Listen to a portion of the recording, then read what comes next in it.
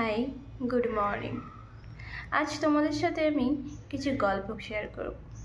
আমাকে ভিডিওর মাধ্যমে বা বাস্তব জীবনে অনেকেই চেনো, কিন্তু আমার ছোট থেকে আজ পর্যন্ত বড় হয়ে ওঠার গল্পটা হয়তো অনেকেই জানো না, কারণ আমি সেভাবে কারোর সাথে সেটা শেয়ার করিনি। আজ ভাবলাম একটা ভালো দিনে তোমাদের সাথে আমার বড় হয়ে ওঠার গল্প শেয়ার করি। তার আগে আমি তোমাদের দুটো জিনিস দেখাতে চাই, দেখে নাও, তারপরে আমি বাকি গল্প বলছি। আমি তোমাদের দুটো জিনিস আগে দেখিয়ে দিই।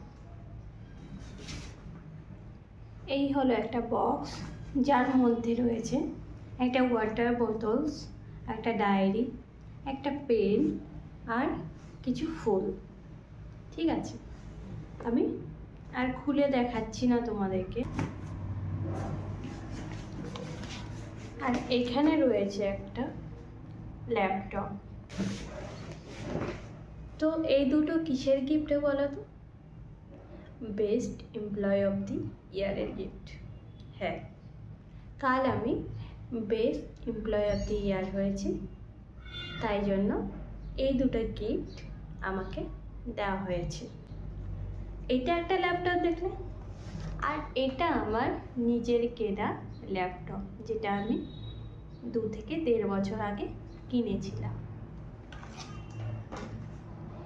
তার মানে এখন আমার কাছে দুটো ল্যাপটপ। এই যে আমি কালকে গিফটটা পেয়েছি, আমি কালকে থেকে অঝরে কেঁদেছি। কেন কেঁদেছি বলো তো?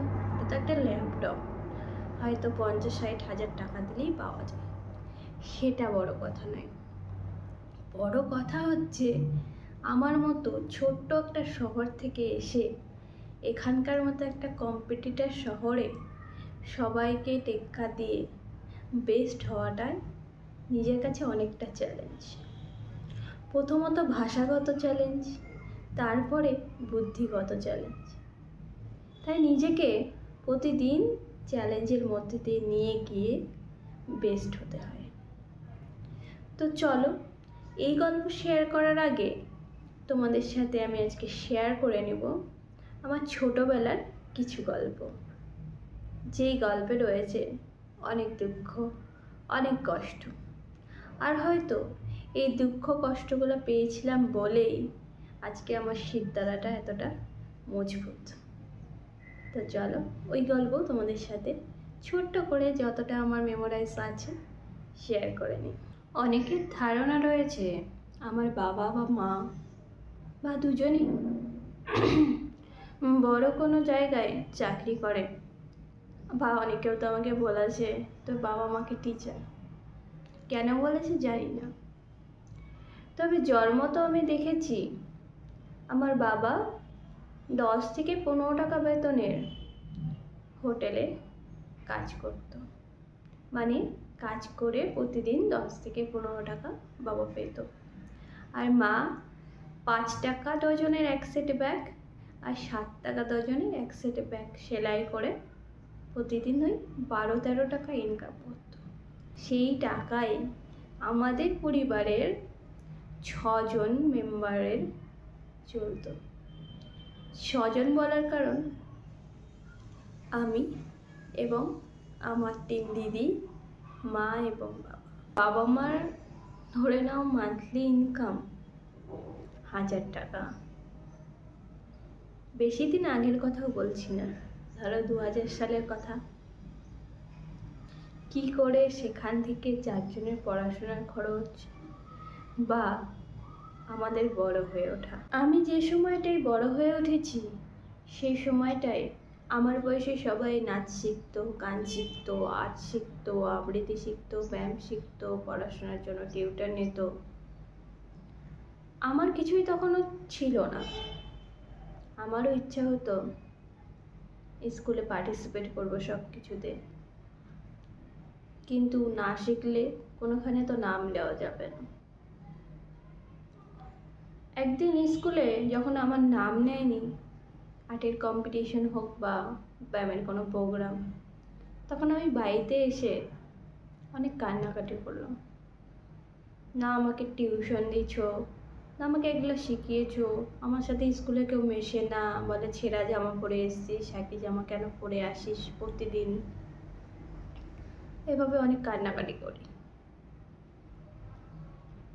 তখন আমার দুই দিদি, বদ্দি আর মেজদি, যাদের কথা না বললে হয়তো আমার বাকি জীবনটা অসম্পূর্ণই থেকে যাবে, আমার বদ্দি আর মেজদি ঠিক করে যতই কষ্ট হোক বুনুকে সব কিছুতে ভর্তি করব। ফার্স্ট আমাকে ভর্তি করা হয় ব্যায়ামের স্কুলে, কিন্তু আমার একটা হ্যাবিট হয়ে গেছিলো, আমার সাথে কেউ কথা বলতো না দেখে আমি না খুব একা থাকতাম, নিজের মতো থাকতাম। তো এই জিনিসটা ছোটোবেলা থেকেই আমাকে কুড়ে কুড়ে খেয়েছে। আমার মনে হতো আমি তো গরিব, আমি তো ছেঁড়া জামা পরেছি, আমার জামা তো সেরকম ফেন্সি না, আমার সাথে হয়তো কেউ মিশবে না। এই কারণে আমি খুব একা একা থাকতে ছোটো থেকেই পছন্দ করতাম। তো আমাকে যখন ব্যায়ামের স্কুলে ভর্তি করা হয়, সেখানে ধুলো বালি মেখে ব্যায়াম করা, কিন্তু আমি কোনো কথা বলতাম না দেখে বদ্দি বলতো, যদি তুই না মিশতে পারিস মানুষের সাথে ছেড়ে দে ব্যায়াম। আস্তে আস্তে ব্যায়াম শেখা, সেখানে বিভিন্ন জায়গায় পার্টিসিপেট করা এবং ব্যায়ামের বিভিন্ন জায়গা থেকে পুরস্কার পাওয়া। ব্যায়ামের পাশাপাশি আমি ভর্তি হই আবৃত্তিতে। একটু বড় হয়ে যাওয়ার পর, ওই ধরো 5 নাগাদ, সাথে সাথে আমি শিখতাম আর্ট। ওই পরপরই আমাকে আর্ট, ব্যায়াম, আবৃত্তি সব কিছুতে ভর্তি করা হয় এবং সব কিছু থেকেই আমি কিছু না কিছু পুরস্কার পেতে থাকি। এর ফলে আমার বাবা মার সামর্থ্য না থাকলেও আমার বদ্দি আর মেজদি আমার সেই অ্যাক্টিভিটিগুলোকে চালিয়ে যেতে হেল্প করে। তার জন্য আমি ওদের কাছে অনেক গ্রেটফুল যে আমার এরকম দিদি রয়েছে যারা আমার কাছে টাচউড ঈশ্বরের দান। মানুষ হয়তো জীবনে বাবা মা পায়, কিন্তু আমি জীবনে 3 জন দিদি পেয়েছি যারা আমার কাছে রত্ন সমান। বদ্দি আমার কাছে মায়ের থেকেও বড় ছিল ছোটো থেকে, কারণ আমার সমস্ত ভালো মন্দ, আমি কখন কি খাবো সেই সব বদ্দিই দেখত। আর আমি বদ্দির কাছ থেকে বাঁচার জন্য সবসময় মেজদির কাছে পালাতাম। বদ্দি আমাকে এত পিটাতো, এই পিটুনি সহ্য না করতে পারে মাঝে মাঝে আমি মেজদির কাছে পালিয়ে যেতাম। মেজদি ছিল আমার সেলফ প্রোটেক্টর। আমার জন্য ও অনেকবার বদ্দির কাছে মার খেয়ে গেছে। আর ছদ্দির সাথে তো আমি দুষ্টামি করতাম, কিন্তু আমার জীবনের পরবর্তী সময়ে ছদ্দি কিন্তু অনেক হেল্প করেছে। এবার আসি একদম ছোটবেলায়, যখন আমি জন্মগ্রহণ করি তখন আমার ফ্যামিলি থেকে বলে দেওয়া হয় আমার মেয়ে মানে অনেক অসহ্যকর একটা ব্যাপার। তখন আমার মা রাগের চোটেই ডিসাইড করে আমাকে একজনের কাছে দিয়ে দেবে।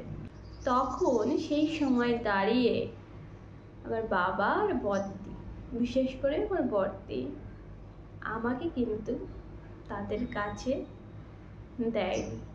বদ্দি বলেছিল আমি আজকের থেকে মার কাছে বুনুকে দেব না, বুনু আমার কাছেই থাকবে। এবং সেই সময় থেকে যতদিন না বদ্দির বিয়ে হয়েছে ততদিন আমাকে বদ্দি নিজের স্নেহে আগলে রেখেছে। তাই সবাই বদ্দিকে বলতো আমার ছোট মা, এবং আমি বদ্দিকে ভীষণ ভয় পাই এখনো। মানে কোনো দোষ করলে বা কোনো কিছু হলে বদ্দি এখনো মুখ দেখে সব কিছু বুঝে যায়। জানি না এটা কেন হয়।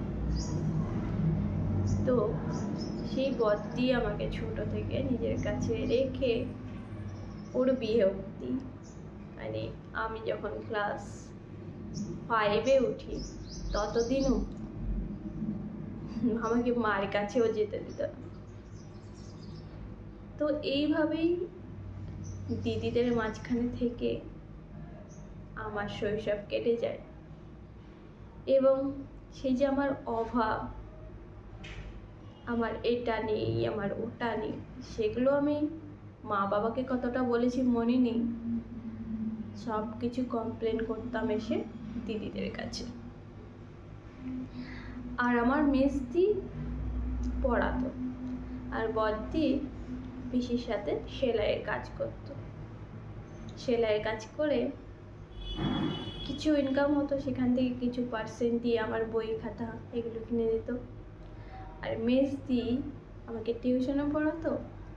ও লোকের বাড়িতে যখন পড়াতে যেত, ও বা বদ্দি ওদের দুজনের কাছেই বলতো যে কারোর ড্রেস ধরো 2-4 দিন পড়েছে, পড়বে না, বড়লোক বাড়িগুলোতে যখন পড়াতে যেত তখন ওদের কাছে কিছু ড্রেস দিয়ে বলতো, এনে এই ড্রেসগুলো নিয়ে যা তোর ছোটো বোনটাকে পড়াস।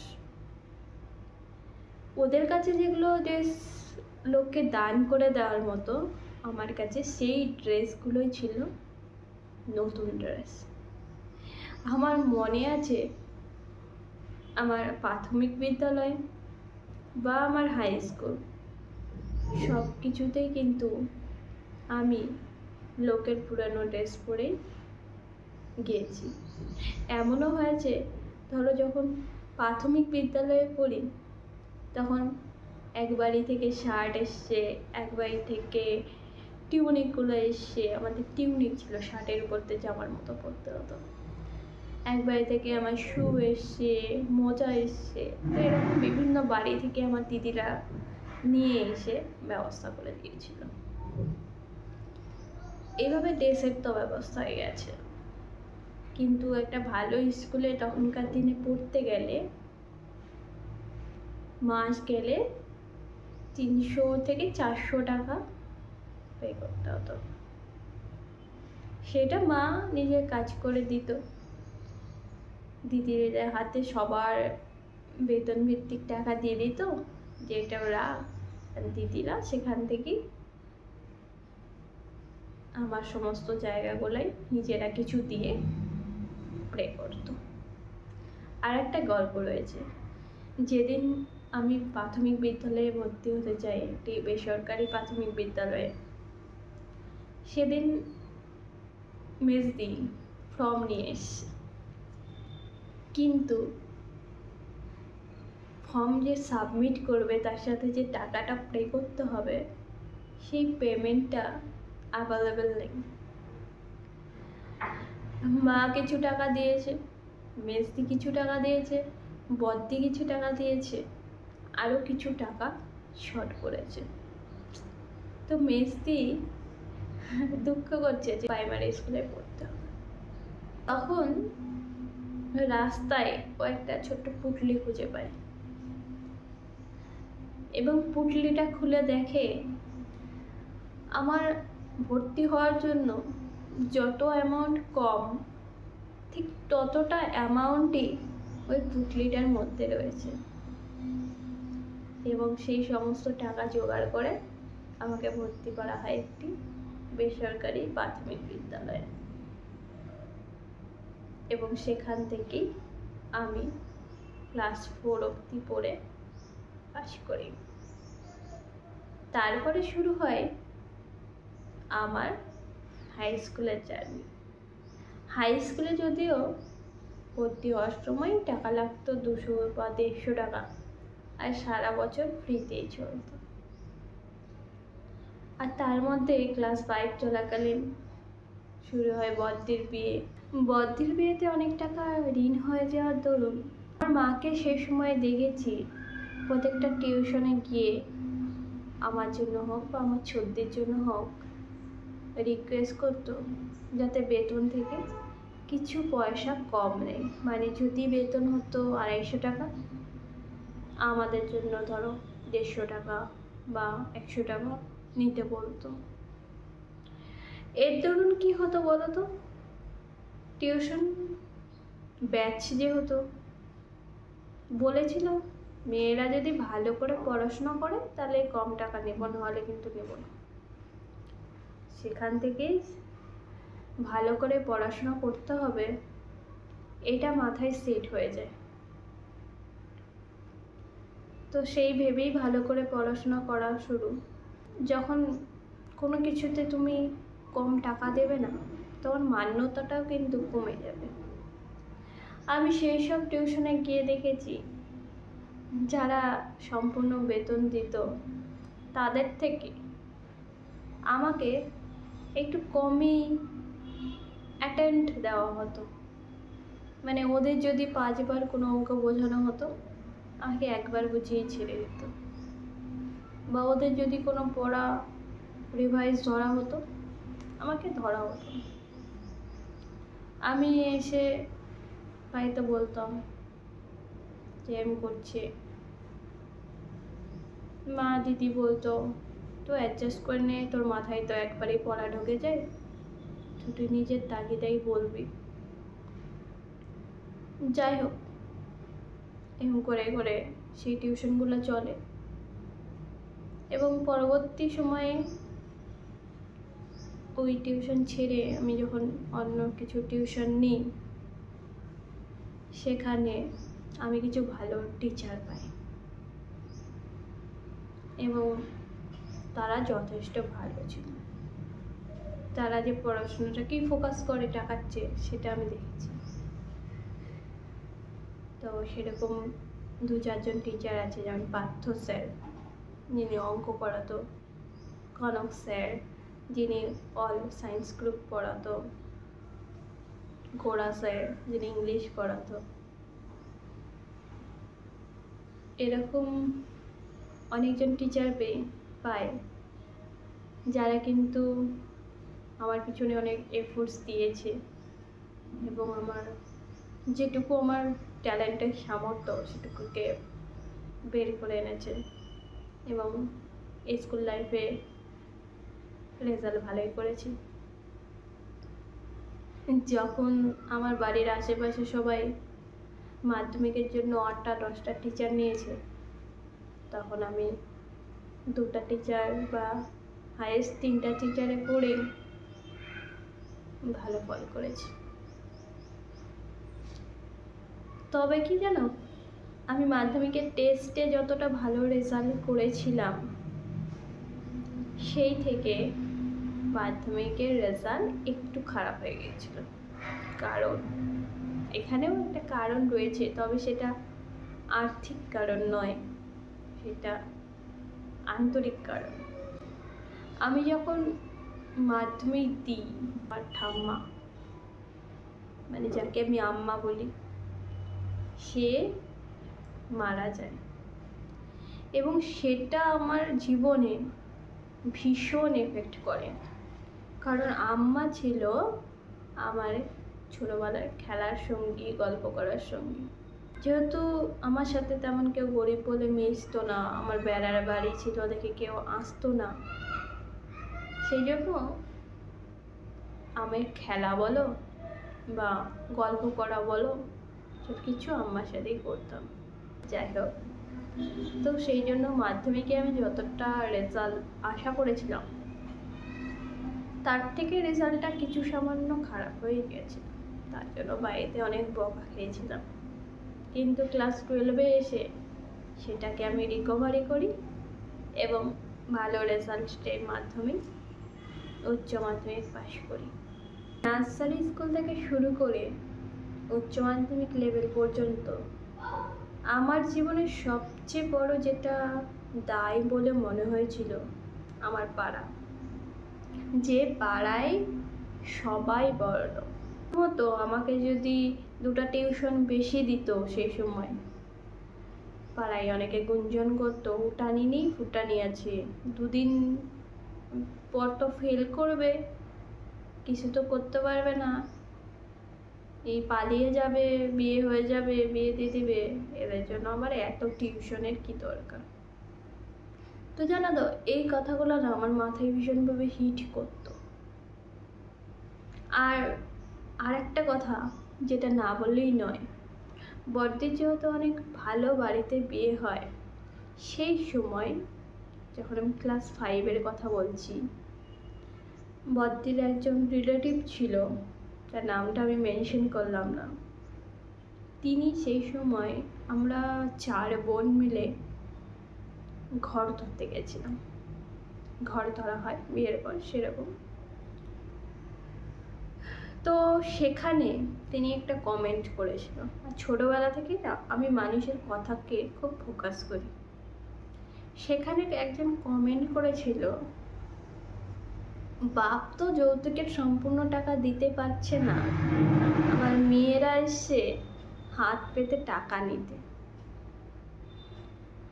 আমার না ভীষণ রাগ হয়েছিল কথাটা শুনে। আর আমি না ছোট থেকে ভীষণ শর্ট টেম্পার মানুষ, মানে কেউ যদি বাজে কিছু মন্তব্য করে আমি সাথে সাথে রিঅ্যাক্ট করি। তো সেই কথাটা শুনে আমি ওনাকে একটা পাঞ্চ করেছিলাম, মানে কোনোই দিয়ে ধাক্কা মেরেছিলাম, আর উনি স্লিপ হয়ে ভবনে পড়ে যায়। এবং বাবা আমাকে সেই বিয়ে বাড়ি থেকে বের করে দেয়, যে যা, তোকে থাকতে হবে না বিয়ে বাড়িতে, তুই সবসময় রিঅ্যাক্ট করিস। কিন্তু জানো, এই কথাটা যে বাবার যৌতুক দেওয়ার সামর্থ্য নেই, মেয়েরা হাত পেতে এসে টাকা নিতে, এই কথাটা না আমার মাথায় ভীষণভাবে হিট করে, যে না, জীবনে নিজে কিছু করতেই হবে, সামর্থ্য তো বানাবোই কিছু।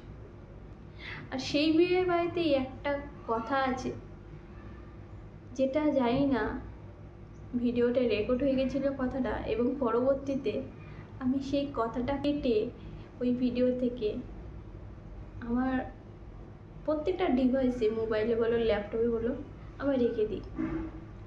কথাটা হলো, সেখানে একজন আমার পিসি, যিনি বড়দির শ্বশুরবাড়ির লোককে বলেছিল যে ওর বোন তো বড়দিকে ছাড়া থাকেনি এত বছর, তো ওকে ওর সাথে নিয়ে যাও না, কয়েকদিন থাকবে, মনটা ভালো থাকবে। তখন ওদেরই একজন রিলেটিভ বলেছিল যে আসলটাকেই দিতে পারছি না, আবার সুদটাকে বুঝিয়ে ঝুলিয়ে দিতে চাই নাকি। তখন আমি বলেছিলাম, আমি যদি না খেয়েও থাকি, মানে তোমাদের বাড়িতে গিয়ে 10 দিন কাটাবো না। মানে এই কথাগুলো না আমার খুব মাথায় এসে হিট করেছে, যে অর্থ, ইকোনমি কতটা একটা মানুষের অ্যাসপেক্টকে পাল্টে দিতে পারে। কিন্তু এডুকেশন ইজ ভেরি পাওয়ারফুল। তুমি যদি শিক্ষিত হও, তোমার শিক্ষার যদি দাম থাকে না, তুমি যদি সত্যি স্ট্রাগল করতে পারো শিক্ষা নিয়ে, তবে তোমার শিক্ষা তোমাকে শিখরে পৌঁছে দেবে, এটা আমি বিলিভ করি। তুমি বইকে যতটা সময় দিবে, বই পরবর্তীতে তোমাকে ততটা ফিরিয়ে দেবে, তাই না? ছোটবেলায় আমরা হয়তো অনেকে এই জিনিসটা বুঝি না, কিন্তু পরবর্তীতে এই জিনিসটাই বাস্তব। তো চলো, এই ছিল আমার ছোটবেলার গল্প। এবার আসি উচ্চ মাধ্যমিক লেভেলের পর থেকে আজকের এই জার্নিতে। উচ্চ মাধ্যমিক লেভেলের পর কলেজে ভর্তি হওয়ার একটা তাড়া থাকে, কিন্তু সে সময় আমি কলেজে ভর্তি হই এবং ফার্স্ট লিস্টে আমার নাম ওঠে, আমি ভালো একটা সাবজেক্ট নিয়ে ভর্তি হই। কিন্তু আমার মাথায় কোনোভাবে খেয়াল আসে যে ওই সাবজেক্টটা নিয়ে আমি পড়বো না, এবং সেই সময় আমি ওই সাবজেক্টটা ছেড়ে দিই, বাড়িতে অনেক বকাবকি খাই, এবং আমি কম্পিউটারে একটা কোর্স করি। সেই কোর্সটা করে রেখেছিলাম বলেই হয়তো আজকে আমি আমার অফিসিয়াল কাজে অনেক হেল্প পাচ্ছি বা অনেক কাজে লাগছে। তো তো আমি মনে করি আমি জীবনে যে ডিসিশানগুলো নিই সেগুলো কখনোই খারাপ হয় না, কিন্তু আমি হুটহাট ডিসিশন নিই বলে ওটার ইমপ্যাক্ট আমার বাড়িতে পড়ে। তো যাই হোক, সেখানে আমি কম্পিউটারের 1 বছরের কোর্স করি এবং পরবর্তীতে আমি ডিএড কমপ্লিট করি এবং তারপরে বিএসসি কমপ্লিট করি। তারপরে এমবিএতে ভর্তি হই এবং আজকের এই চাকরি, যেটা আমি 5টা ওয়ার্ডে শেষ করে দিলাম, সেটা 8 থেকে 9 বছরের জার্নি। এবং এই জার্নিতে 3 জন মানুষের নাম অবশ্যই আসবে, আমার বাবা মা এবং আমার একজন বেস্ট ফ্রেন্ড। আমি কখনো তার নাম সামনে আনিনি, জাস্ট আজকে ভিডিওতে আমি একটু তাকে কি বলতে চাই। আমার বাবা মা, যখন আমি হুটহাট করে বললাম যে কলেজে ওঠার পর এই সাবজেক্টটা আমার ভালো লাগছে না, পড়বো না, এই সাবজেক্টটা নিয়ে আমি অন্য সাবজেক্টে ভর্তি হতে চাই, আমার বাবা মা তো কিছুতেই রাজি হবে না। ভর্তি হয়ে গেছিস, ভালো একটা র্যাঙ্কে চান্স পেয়েছিস, ফার্স্ট লিস্টে নাম উঠেছে, পড়বি না কেন? ইউনিভার্সিটিতে চান্স পাওয়া একেই চাপ। তখন আমি আমার ফ্রেন্ডকে বলি, দেখ আমার সাবজেক্টটা কিছুতেই মাথায় ঢুকছে না, সাবজেক্টটা ক্যারি অন করতে পারবো না, করলে আমি আমার মতো রেজাল্ট পাবো না, তুই কিছু সাজেস্ট কর। একটু কম্পিউটার কোর্স করতাম এবং তারপরে আমি কম্পিউটার কোর্স করি 1 বছর এবং পরবর্তীতে ডিএডে ভর্তি হই কম্পিউটার কোর্স করতে করতে, এবং সেই কলেজেও ভালো রেজাল্ট করি। তা আমার বুঝলো না, ঠিকই আছে, ও যে সাবজেক্টটা ভালো বুঝতে পারবে, যেটা ও ভালো করতে পারবে, সেটাই করা উচিত। অবশ্য আমার বাবা মা সেভাবে ফোর্স করেনি যে তোকে এটা পড়তে হবে। সেই সময়টা বলেছিল, কারণ সেই সময়টা হুট করে একটা ভালো সাবজেক্ট ছেড়ে দেওয়া ভেবেছিল আর পরবর্তীতে পাবো কিনা। আমি বাবা মাকে একটা কথাই বলেছিলাম, আমার উপর বিশ্বাস রাখো, আমি ঠিকঠাক মতো জীবনের গোলটাকে সাজিয়ে নেব। তো বাবা আমাকে সবসময় না চ্যালেঞ্জের মুখে ছুড়ে দেয়, হ্যাঁ পারবি না, তুই দেখিস, তোর দ্বারা কিচ্ছু হবে না। কারণ বাবা জানে আমাকে যদি পজিটিভলি কিছু বলে না, হ্যাঁ পারবি, হ্যাঁ করে নে, তাহলে না আমার দ্বারা কিচ্ছু হবে না। বাবার জন্য আমাকে না সবসময় নেগেটিভ কথা বলতো, তুই পারবি না, তোর দ্বারা কিছু হবে না, দেখবো কত দূর করিস। তো বাবার এই পিন করা কথাগুলো না আমার অনেক হেল্প করে।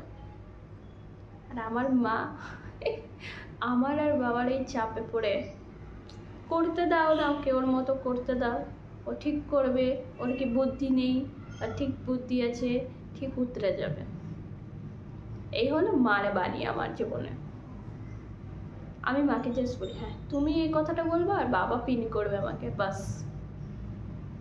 তো যাই হোক, একটা কলেজ থেকে আর একটা কলেজ, কারণ ডিএড কলেজে অনেকটা খরচা, তখন লাস্টের দিকে আমি আর সামলাতে পারছিলাম না সেই টাকাটা।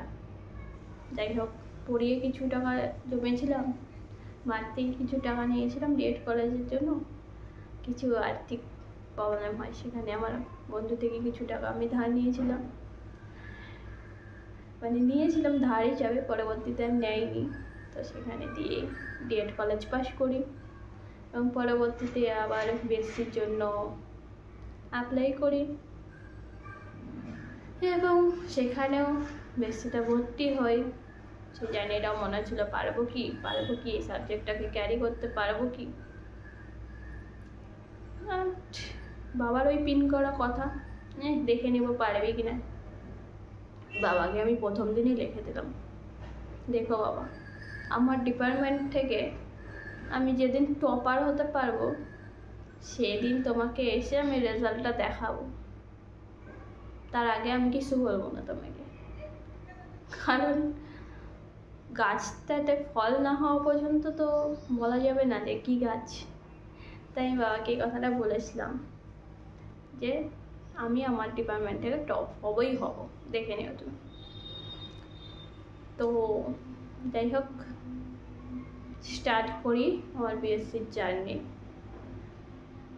First semester highest result, second semester highest result, third semester রেজাল্টটা সেকেন্ড হাইয়েস্ট হয়ে যায়,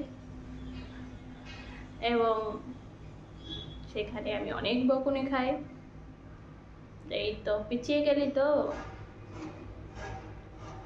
তারপরে ফোর্থ সেমিস্টারে গিয়ে আবার রিকভারি, এই করে করে প্রত্যেকটা সেমিস্টারে হাইয়েস্ট হওয়ার পর পিএসসিতে আমি আমার ডিপার্টমেন্ট থেকে টপার। এটা আমার কাছে একটা নতুন চ্যালেঞ্জ ছিল, আর আমি জীবনে চ্যালেঞ্জ নিতে ভীষণ ভালোবাসি। বিএসসি কমপ্লিট করার পর ঠিক করলাম এমবিএ করব, কিন্তু কোথা থেকে করব, রায়গঞ্জ থেকে না বাইরে থেকে। তো এমবিএর খোঁজ চালাতে চালাতেই আমার কাছে এই জবটার অফার আসে। আমার সিভি দিয়ে রেখেছিলাম কয়েকজনকে, এবং একটা অ্যাপের মাধ্যমে, আমি অ্যাপটাকে রিভিল করছি না, সো সরি। তো এই চাকরিটার অফার আমি পাই, ইন্টারভিউ চলে, সেশনে 3টা সেশনে ইন্টারভিউ হয়, ইন্টারভিউ পাস করি এবং জবটা করি। কিন্তু সাথে সাথে আমার যেহেতু ইচ্ছা ছিল এমবিএ করার, সেহেতু এমবিএটাও কমপ্লিট করি। আমি যখনই জীবনে থমকে গেছি, যখন বাবা মার থেকে কোনো বুদ্ধি পাইনি, তখন একজন মানুষ আমাকে সবসময় বুদ্ধি দিয়েছে, সে আমার বেস্ট ফ্রেন্ড। আনটিল ক্লাস 3 থেকে শুরু করে আজ পর্যন্ত সে আমার বেস্ট ফ্রেন্ড, এবং আমি আশা করি মৃত্যু পর্যন্ত সে যেন আমার বেস্ট ফ্রেন্ডই হয়ে থাকে। যখনই মনে হবে এটার পরে কি করা উচিত, সে যেন আমাকে সারা জীবন সাহায্য করতে পারে, আমি এই আশাটুকুই তার কাছ থেকে রাখি। আর আমি চাই আমার বাবা মার আশীর্বাদ, আমার দিদিদের ভালোবাসা সব সময় যেন আমার উপর থাকে। তো এই ছিল আমার জীবনের ছোট্ট গল্প। জানি না আমি কতটা গুছিয়ে বলতে পারলাম। জীবনের গল্পটা বলতে গিয়ে দেখলাম, নিজের জীবনের গল্পটা বলা হয়তো সব চাইতে কঠিন। আমরা অন্যের জীবনের গল্প দেখে ভেবে লিখে দিতে পারি, বিশেষ করে আমি যেহেতু ম্যাগাজিন লিখি বা গল্পের বই লিখি, হ্যাঁ অন্যের জীবনে শুনে লিখে দেওয়া সহজ, কিন্তু তোমাদের যে অন স্পট আজকে আমার জীবনের গল্পটা শেয়ার করলাম, সেটা বলতে গিয়ে বুঝলাম নিজের জীবনের গল্পটা বলা অত্যন্ত কঠিন বিষয়। লাস্টে একটা কথাই তোমাদের বলতে চাই, যারা ভাবো যে তোমাদের বাবা মা গরিব বলে তোমরা জীবনে কিচ্ছু করতে পারবে না, একদমই সেটা নয়। নিজের উপর বিশ্বাস রাখো, নিজের উপর বিশ্বাস রাখলে তোমরা কিন্তু জীবনে একদম সফলতা পাবে। যদিও আমি বয়সে অনেকটাই ছোট, আমার অতটা জ্ঞান দেওয়া উচিত না, তবে আমি আমার নিজের জীবন থেকে যেটা শিখেছি বা বুঝেছি সেই অ্যাসপেক্টেই তোমাদেরকে এটা বললাম। আর একটা কথা, জীবনে খারাপ সময় আসবে, কিন্তু খারাপ সময় কখনো হাল ছেড়ে দেবে না। যখনই দেখবে একটা কিছু শেষ হচ্ছে, তার মানে নতুন একটা কিছু শুরু অবশ্যই হবে। তাই জন্য নতুন কিছুটা শুরু করার জন্য নিজেকে সবসময় তৈরি রাখো। আর যেসব ছেলে মেয়েরা এইচএসের পর এটা পারবো না ওটা করবো না ভেবে সুসাইড করে নেয়, তাদের উদ্দেশ্যে এটা বলার, জীবন তো একটাই, সুসাইড না করে নতুন রাস্তা খোঁজো। তুমি কোন রাস্তাটাই গেলে নিজে থেকে নিজে কিছু শিখতে পারবে, নিজে সফলতা পাবে, সেটা তোমাকে বের করে নিতে হবে।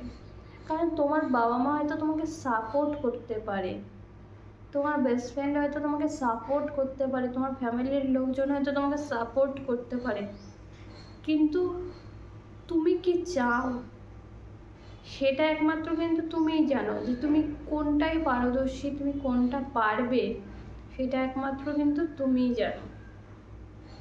তাই নিজে কি চাও সেটা নিজেকে খুঁজতে হবে এবং সকলের সাপোর্ট নিয়ে তোমাকে সেই পথে এগিয়ে যেতে হবে। তাহলেই দেখবে তুমি ঠিক তোমার লক্ষ্যে পৌঁছে যেতে পারবে। আর ভিডিওর শেষে আমার এটাই বলা, আমার যারা গুরুজন আছে তারা অবশ্যই আমাকে আশীর্বাদ করবে আমার আগামী জীবনে আমার দেখা স্বপ্নগুলো যাতে আমি পূরণ করতে পারি, আমার বাবা মা এবং কাছের মানুষদের যাতে ভালো রাখতে পারি, আর সবাইকে যেন ভালোবাসতে পারি, এইটুকু আশীর্বাদ সবার কাছ থেকে আমি কাম্য করছি। তো আজকের ভিডিওটা আমি মোটামুটি এখানেই শেষ করছি। আবার জানি না তোমাদের সাথে কবে ভিডিও শেয়ার করতে পারবো, কারণ আমি আজকাল অনেক ব্যস্ত থাকি। আজকে একটু সময় পেলাম আর ভাবলাম আমার মনের কথাগুলো তোমাদের সাথে একটু শেয়ার করি, তাই শেয়ার করলাম।